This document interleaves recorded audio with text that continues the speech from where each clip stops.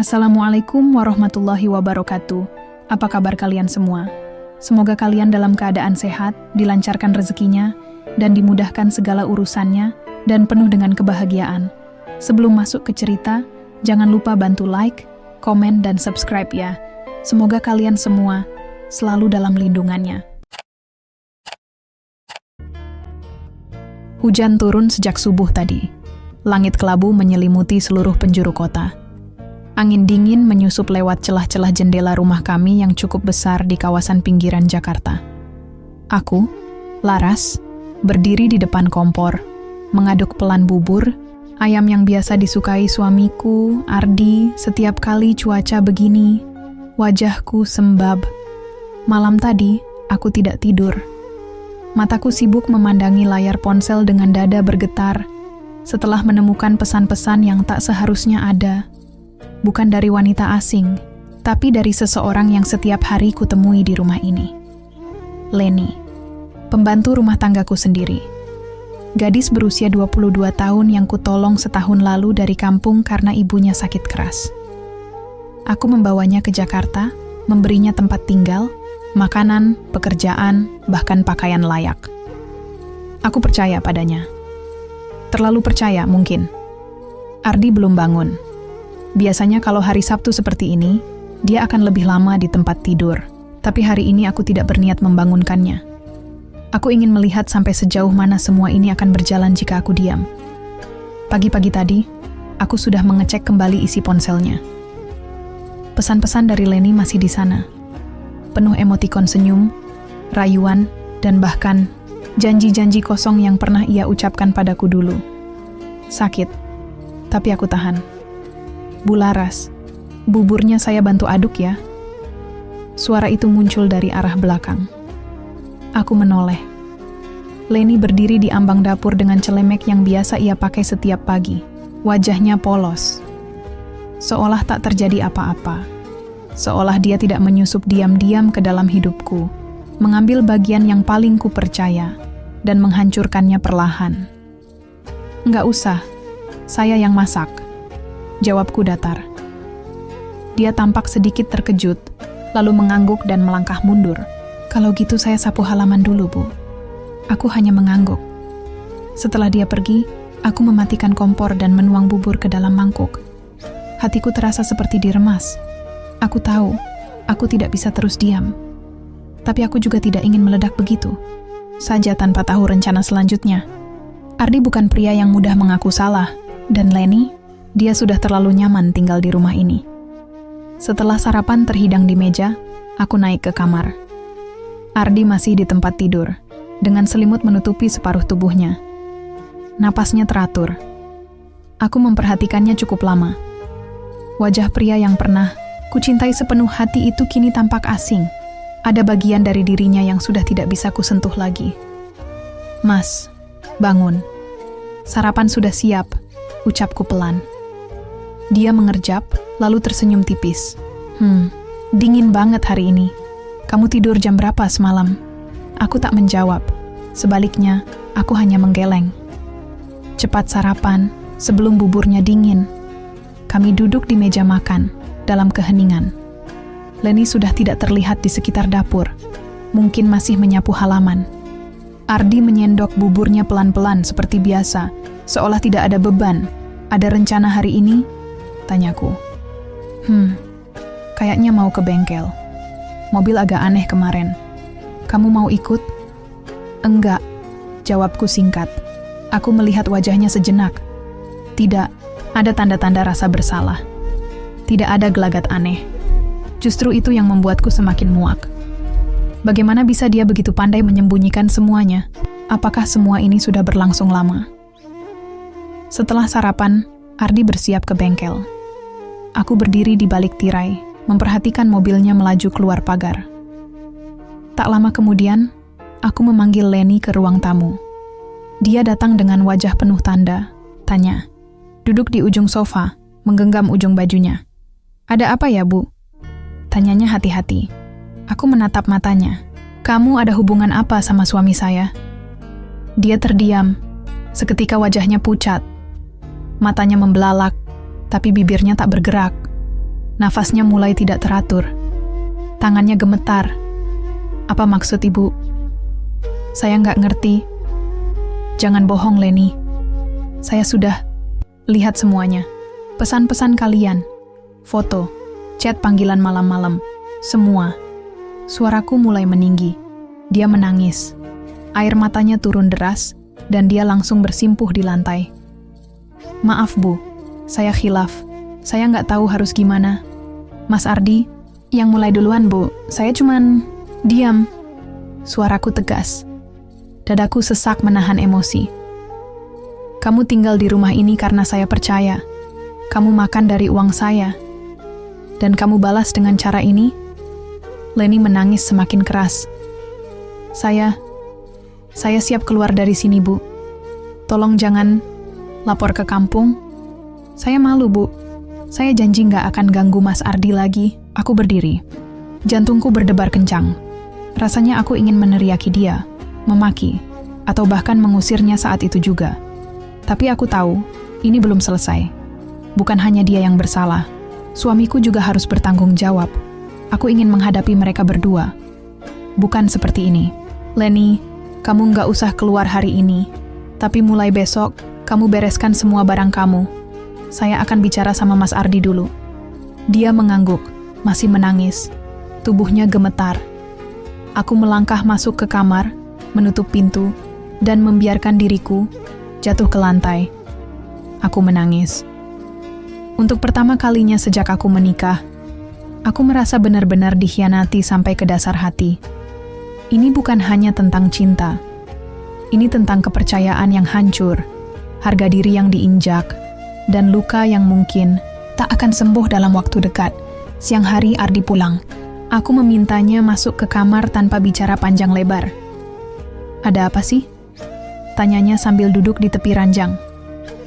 Aku membuka laci meja dan mengeluarkan ponsel miliknya yang diam-diam kusembunyikan pagi tadi. Kubuka satu persatu pesan yang kutemukan. Kukembalikan padanya tanpa berkata apa-apa. Dia menatap layar itu. Wajahnya langsung berubah. Diam. Lalu menarik napas panjang. Laras, aku bisa jelasin. Tidak perlu dijelaskan. Saya cuma mau tahu satu hal. Sudah berapa lama kamu tidur dengan dia? Wajah Ardi memucat. Laras, tolong. Ini cuma sekali aku. Jangan bohong. Saya tahu ini bukan sekali. Saya sudah lihat semuanya. Foto di hotel. Pesan panggilan video malam-malam. Kamu pikir saya bodoh? Dia menunduk. Tidak bisa membantah. Tangannya gemetar. Aku khilaf. Aku lagi stres kerjaan dan... Stres? Jadi karena stres kamu tidur sama pembantu rumah sendiri? Suasana menjadi mencekam. Tidak ada suara selain detak jam dinding. Aku berdiri dari tempat tidur. Kamu keluar dari kamar ini. Malam ini kamu tidur di ruang tamu. Saya butuh waktu berpikir sebelum memutuskan apakah pernikahan ini masih pantas dipertahankan atau tidak. Ardi tidak melawan. Dia keluar dari kamar tanpa bicara sepatah kata pun. Saat pintu tertutup, aku kembali duduk di ranjang memeluk diri sendiri dan menatap kosong keluar jendela. Hujan mulai turun lagi. Dan aku tahu, ini baru permulaan dari badai yang akan datang. Malam itu terasa sangat panjang. Hujan terus mengguyur tanpa henti. Denting air hujan di atap seperti irama sumbang yang makin menambah sesak di dadaku. Lampu kamar sengaja kuperedupkan, hanya menyisakan cahaya lembut dari lampu meja. Aku duduk memeluk lutut di sudut tempat, tidur, mata menatap kosong ke dinding, pikiranku melayang-layang entah kemana. Di luar, Ardi mungkin sudah tertidur di sofa ruang tamu, atau mungkin belum, tapi aku tidak peduli. Rasa percaya yang dulu kubangun bertahun-tahun bersama dia kini hancur seketika. Seolah semua yang pernah kami lewati bersama tidak lagi berarti. Aku membuka album foto digital di laptop. Kulihat kembali potret kami saat baru menikah, wajah bahagia dengan senyum tulus. Aku yang tersipu malu dalam gaun putih sederhana, dan Ardi yang memandangku penuh cinta. Saat itu aku percaya dia akan menjadi teman hidup terbaikku. Aku bahkan menolak pekerjaan di luar kota demi bisa selalu bersamanya. Kini aku bertanya-tanya, apakah semua pengorbanan itu sia-sia? Keesokan harinya, aku terbangun dengan kepala berat. Mataku bengkak. Aku turun ke dapur dan mendapati Leni sedang mengepel lantai. Dia terkejut melihatku, buru-buru berdiri dan menunduk. Maaf, Bu. Saya nggak enak hati. Saya beneran nyesel, Bu. Aku tidak menjawab. Aku hanya menatapnya sekilas, lalu berjalan menuju kulkas, mengambil air minum. Sudah saya bilang, hari ini kamu kemas barangmu. Kamu bisa tinggal di tempat saudaramu atau cari kos. Tapi kamu tidak bisa lagi tinggal di rumah ini. Leni menggigit bibirnya, menahan tangis. Dia hanya mengangguk dan kembali ke kamarnya. Sekitar pukul 9 pagi, aku mengajak Ardi bicara. Kali ini aku tidak ingin berteriak atau menangis lagi. Aku ingin mendengar jawabannya dengan kepala dingin. Dia duduk di ruang tamu, masih dengan wajah yang penuh penyesalan. Kalau kamu mau cerai, aku siap tanda tangan, katanya pelan. Aku menatapnya tajam. Saya nggak bicara soal cerai, bukan sekarang. Saya cuma mau tahu, kamu pernah cinta sama dia? Dia geleng pelan. Enggak, aku cuma butuh pelarian. Aku salah, aku bodoh. Tapi aku nggak pernah cinta sama Leni. Berapa kali kamu tidur dengannya? Dia diam, lama. Lalu menjawab pelan. 3 kali. Aku menghela napas panjang. Mataku kembali memanas, tapi aku tahan. 3 kali. Di rumah ini, dia geleng. Di luar, hotel. Apa kamu tahu betapa rendahnya itu? Kamu tidur dengan pembantu sendiri, di belakang saya. Dan kamu masih bisa pulang ke rumah, tidur di ranjang yang sama dengan saya, seolah tidak terjadi apa-apa. Ardi tertunduk. Aku minta maaf, Ras. Aku salah besar. Permintaan maaf tidak cukup. Kamu sudah menghancurkan semuanya. Bukan cuma pernikahan kita, tapi juga harga diriku sebagai istri. Henning, hanya suara kipas angin yang berdengung pelan. Aku nggak akan pergi. Kalau kamu masih butuh aku mau berubah. Aku mau perbaiki semuanya, kata Ardi. Suaranya nyaris berbisik. Aku menatapnya lama. Saya nggak tahu apakah saya masih bisa memaafkan kamu atau tidak. Tapi yang jelas, semua tidak akan sama lagi. Hari itu berlalu dalam keheningan yang menyiksa. Leni pergi sore harinya, membawa koper kecil dan ransel usangnya. Dia sempat mencium tanganku dan menangis, tapi aku tidak membalas apapun. Bagi saya, semua sudah selesai. Tidak ada lagi rasa kasihan yang bisa aku beri. Malamnya, Ardi masih tidur di ruang tamu, dan aku tetap bergelung sendiri di kamar. Tapi, ada yang berubah. Kali ini, aku mulai memikirkan sesuatu yang selama ini tidak pernah terpikirkan. Hidup tanpa Ardi. Sebuah ide yang dulu terasa mustahil, kini perlahan menjadi kemungkinan. Seminggu berlalu, Ardi mulai banyak diam. Dia mencoba membantu di rumah, menggantikan peran Leni. Menyapu halaman, mencuci piring, bahkan kadang masak mie instan untuk sarapan. Tapi keheningan di antara kami tak juga pecah.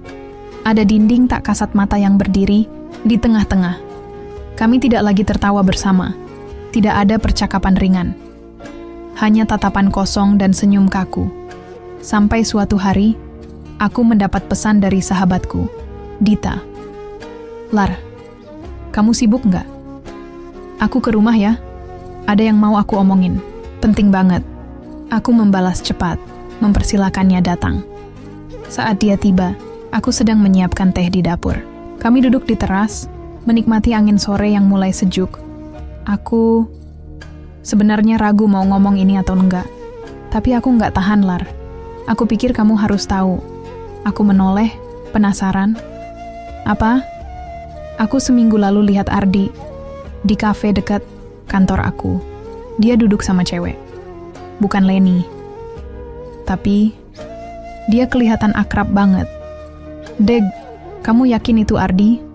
Dita mengangguk. Aku nggak langsung samperin.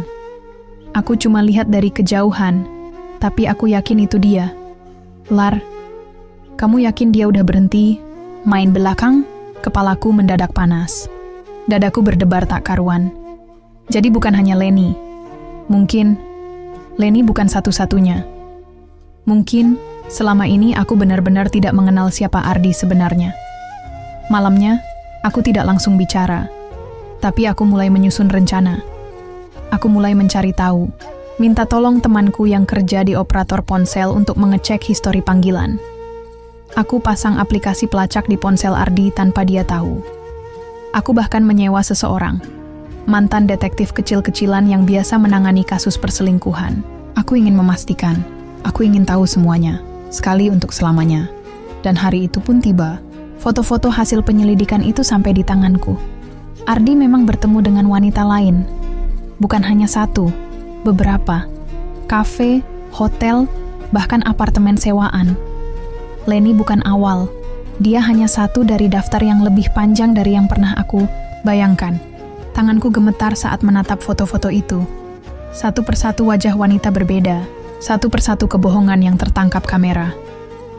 Ardi sedang mandi saat aku masuk ke kamar dengan map merah berisi semua bukti. Aku duduk di sisi tempat tidur, menunggu dia keluar.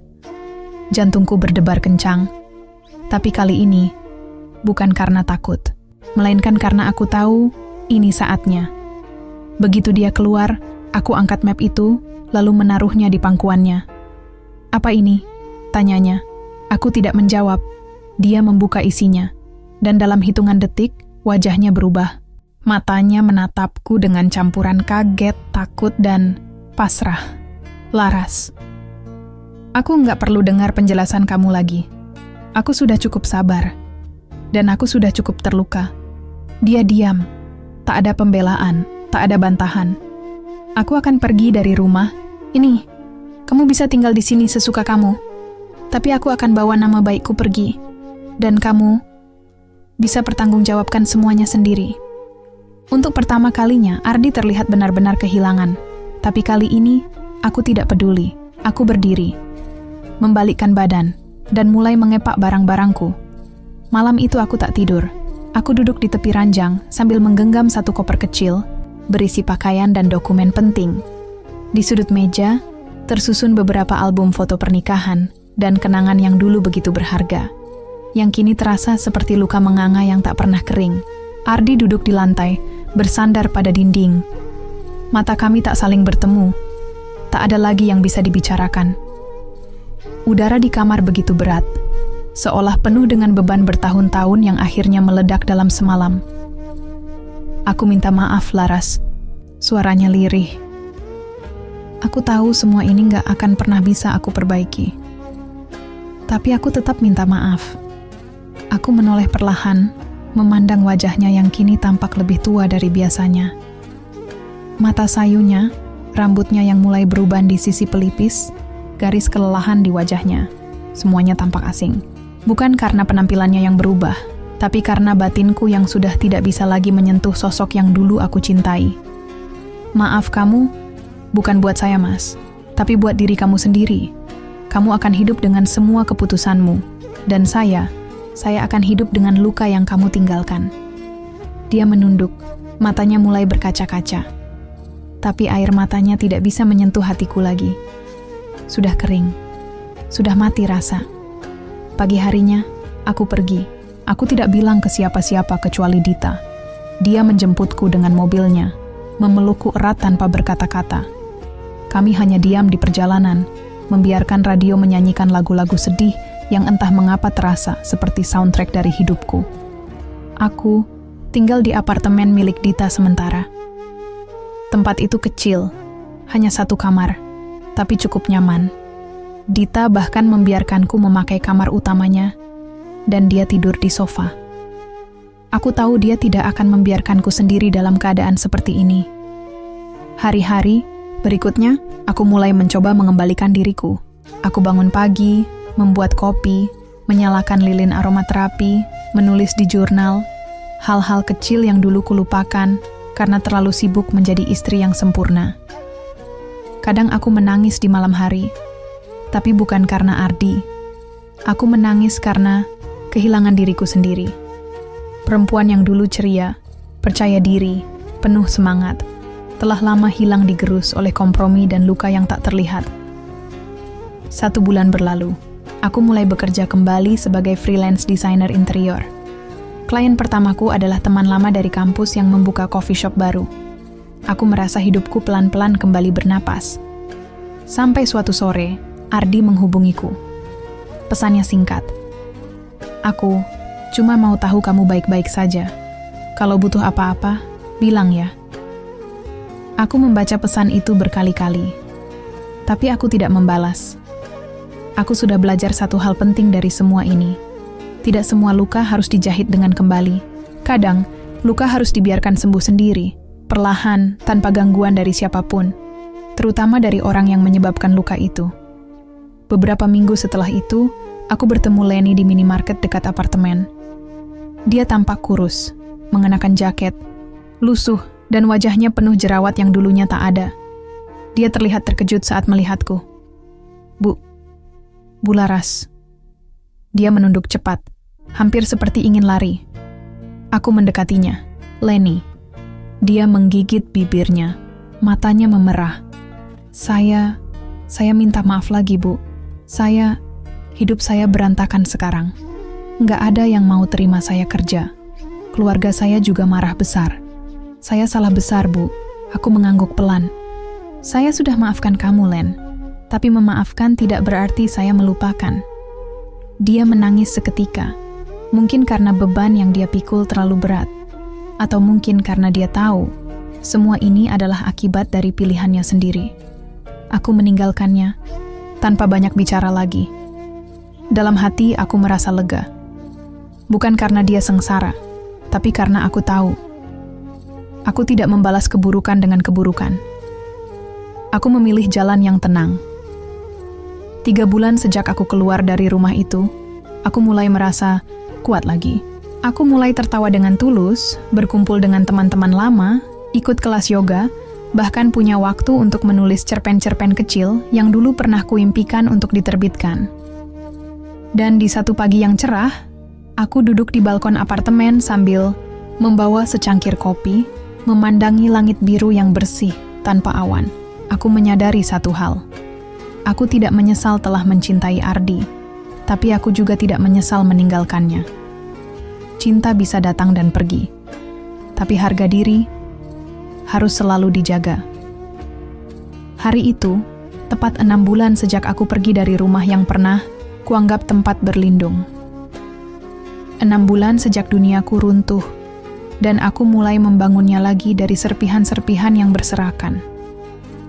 Kupikir luka itu sudah mengering, tapi seperti bekas luka operasi, kadang ia masih terasa nyeri saat cuaca dingin atau saat kenangan tiba-tiba datang tanpa diundang.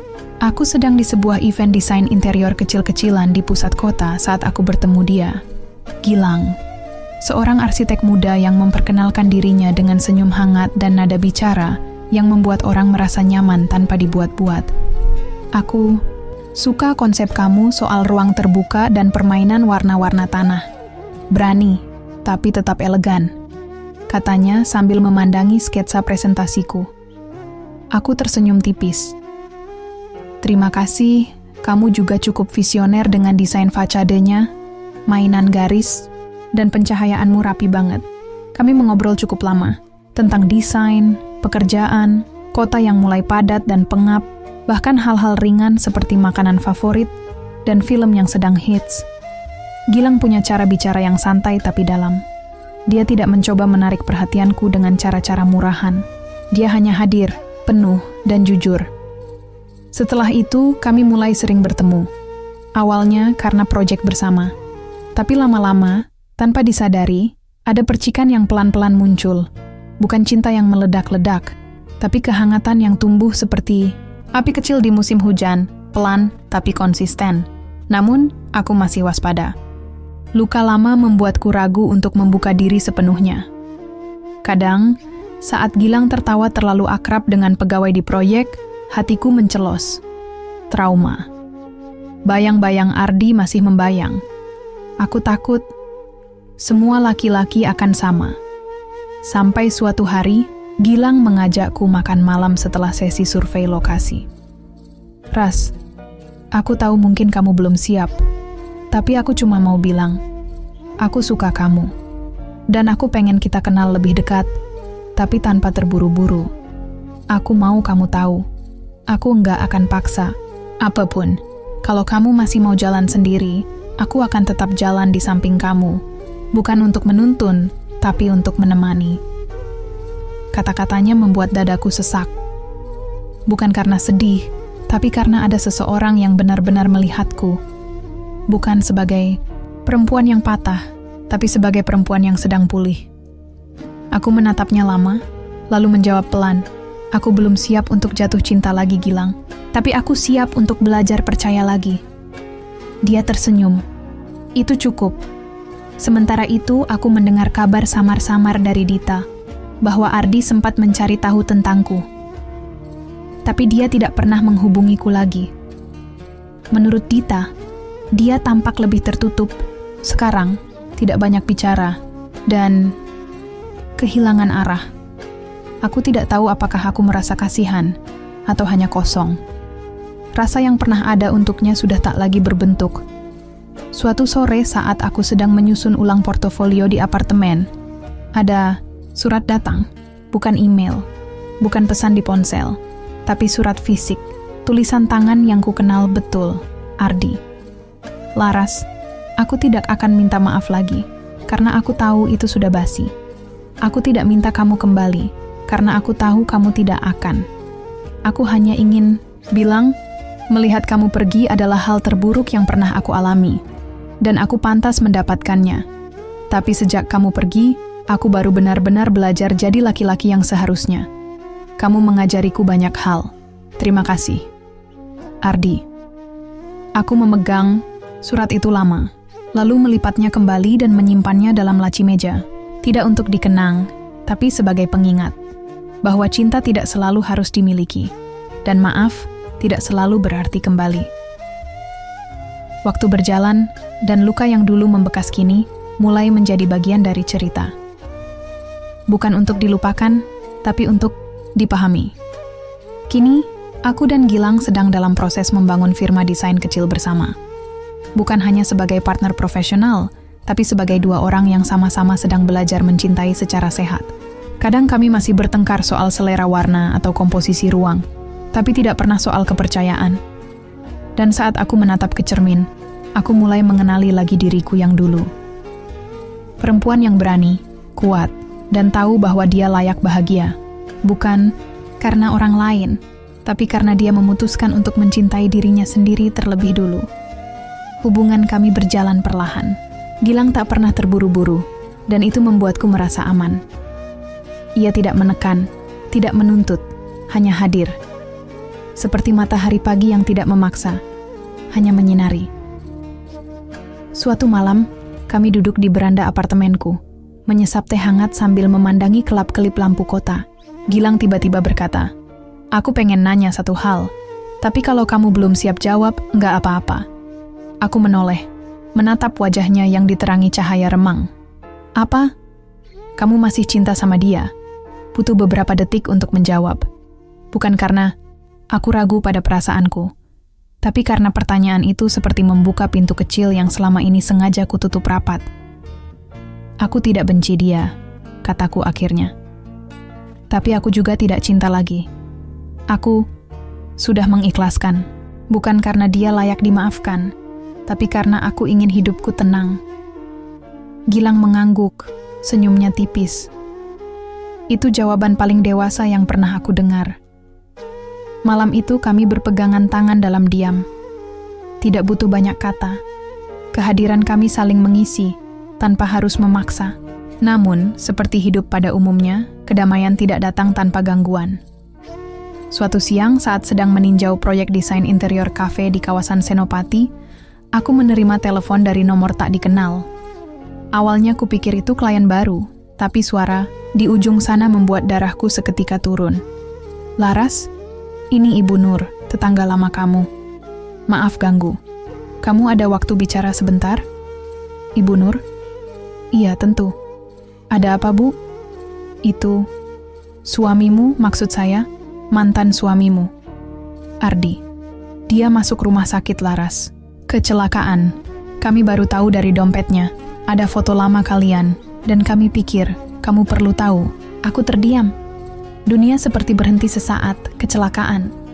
Aku tidak tahu harus merasakan apa. Khawatir, marah, kosong. Dia, parah Bu? Tanyaku perlahan. Enggak kritis, tapi cukup parah.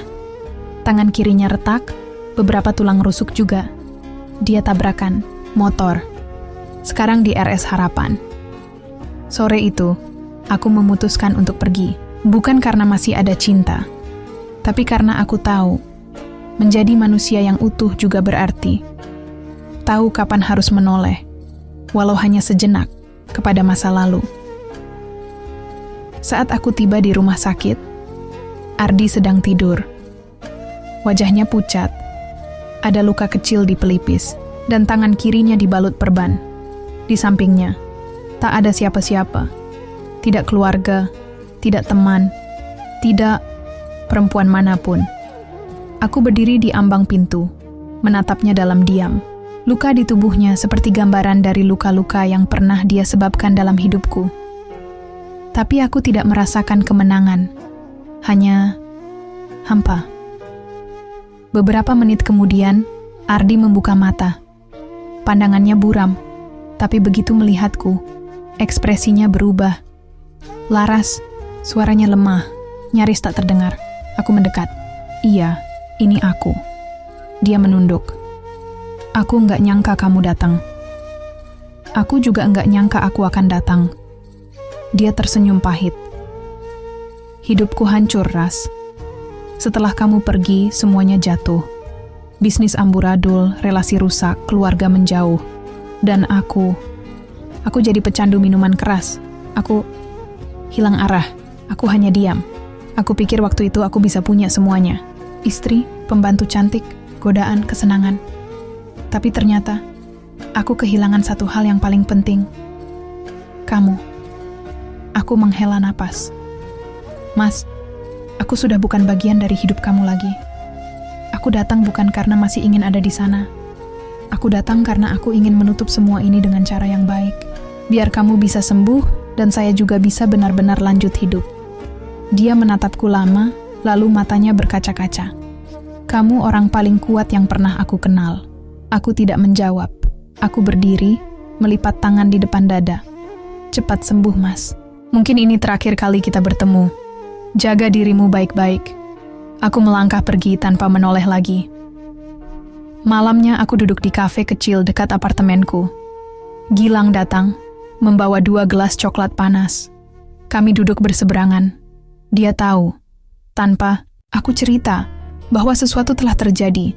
Aku ketemu Ardi, kataku pelan. Dia hanya mengangguk. Kamu baik-baik aja? Aku, anehnya, iya. Aku kira aku akan marah, atau sedih, atau bingung. Tapi ternyata, aku cuma merasa selesai. Gilang meraih tanganku, menggenggamnya erat. Aku bangga sama kamu, Laras. Kamu bukan cuma sembuh, kamu berkembang. Kamu lebih kuat dari yang kamu kira. Aku menatap matanya, dan untuk pertama kalinya aku percaya. Bukan hanya pada dia, tapi juga pada diriku sendiri. Hari-hari kembali berjalan seperti biasa. Gilang dan aku semakin sibuk membangun firma desain kami. Klien mulai berdatangan, dari rumah tinggal hingga kafe tematik. Kami bahkan sempat mendapat proyek interior butik kecil milik artis lokal. Segalanya terasa seperti lembaran baru, tanpa bekas noda, tanpa bayang kelam. Hubungan kami juga semakin dalam. Bukan semata karena seringnya kami bekerja bersama, tetapi karena kami benar-benar saling memahami. Kami tidak sempurna. Kami pernah berdebat soal prinsip kerja, gaya hidup, bahkan hal remeh seperti cara menyeduh kopi. Tapi kami belajar untuk saling mendengar. Kami belajar menjadi dewasa, bersama-sama. Suatu malam, di tengah guyuran hujan yang melukis jendela apartemenku, Gilang datang membawa sesuatu di balik jasnya. Sebuah kotak kecil dari kayu jati, sederhana tapi cantik. Aku nggak tahu gimana, cara yang paling romantis, katanya sambil tertawa pelan. Tapi, Aku tahu apa yang hatiku mau. Ia membuka kotak itu. Sebuah cincin perak dengan desain minimalis ada di dalamnya. Boleh enggak, aku jadi bagian dari hidup kamu, bukan sebagai penyelamat, bukan sebagai pelarian, tapi sebagai pasangan, teman, rumah. Air mata langsung mengalir tanpa bisa kutahan. Bukan karena cincin itu, tapi karena perjalanan panjang yang akhirnya membawaku ke momen ini, dengan segala luka, pengkhianatan, penyembuhan, dan keberanian untuk mencintai lagi. Aku mengangguk sambil tersenyum, meski air mataku belum berhenti. Iya, Gilang, aku mau. Kami tidak langsung menikah besar-besaran. Kami hanya membuat acara kecil di taman belakang rumah ibuku. Undangan terbatas. Hanya keluarga dan teman terdekat. Aku mengenakan gaun putih sederhana, tanpa rendah berlebihan. Gilang memakai jas abu-abu, muda dan sneakers putih. Kami tertawa sepanjang hari. Tidak ada pesta mewah, tapi kebahagiaan itu nyata. Di salah satu sudut taman, Dita memelukku erat. Gue bangga banget sama lo, Ras. Gila, lo keren banget. Dari reruntuhan lo bangun istana. Aku tertawa sambil menyeka air mata. Gue juga bangga punya sahabat kayak lo. Enggak semua orang punya Dita dalam hidupnya. Beberapa hari setelah pernikahan, aku menerima pesan singkat. Dari nomor yang tidak kusimpan, tapi aku langsung tahu siapa. Aku lihat foto kamu. Kamu cantik, seperti biasa. Aku harap kamu benar-benar bahagia. Dan aku janji, ini terakhir kali aku ganggu hidup kamu. Terima kasih sudah jadi bagian terbaik dalam hidupku, walau akhirnya aku menyia-nyiakannya. Ardi. Aku menatap layar ponsel lama, lalu menekan tombol hapus tanpa membalas. Karena ada hal-hal yang tidak perlu disimpan, walau pernah berarti. Ada kenangan yang harus dilepaskan, agar kita bisa menggenggam masa depan dengan utuh. 3 tahun kemudian, aku duduk di teras rumah kecil kami bersama Gilang. Rumah itu kami desain sendiri, dari awal hingga akhir. Setiap sudutnya mencerminkan siapa kami. Di ruang tengah, ada rak buku besar yang berisi koleksi fiksi favoritku, serta draft naskah-naskah cerita yang mulai kupertimbangkan untuk diterbitkan. Di halaman belakang, Gilang membuatkan studio mini untukku, tempatku berkarya dan menenangkan diri. Kami belum punya anak, tapi kami tidak terburu-buru. Kami menikmati waktu berdua, menikmati hidup yang perlahan tapi pasti, mulai terasa penuh dan hangat. Kadang aku masih terbangun di tengah malam karena mimpi buruk. Tapi kini, ada tangan yang menggenggamku, dan suara lembut yang berkata, "Aku di sini." Dan itu cukup. Dulu aku pikir hidupku hancur. Aku pikir aku tidak akan pernah bisa mencintai lagi, apalagi percaya. Tapi kini, aku mengerti. Hidup tidak selalu berjalan sesuai keinginan, tapi ia selalu memberi kesempatan kedua bagi mereka yang berani bangkit. Aku pernah dikhianati, pernah hancur, tapi dari kehancuran itu, aku membangun ulang diriku, lebih kuat, lebih bijak, dan lebih mencintai diri sendiri. Dan pada akhirnya, bukan tentang siapa yang menyakitimu, tapi tentang bagaimana kamu memilih untuk sembuh. Itu adalah kisahku, tentang perempuan yang pernah dihancurkan oleh cinta palsu, dan disembuhkan oleh cinta yang benar.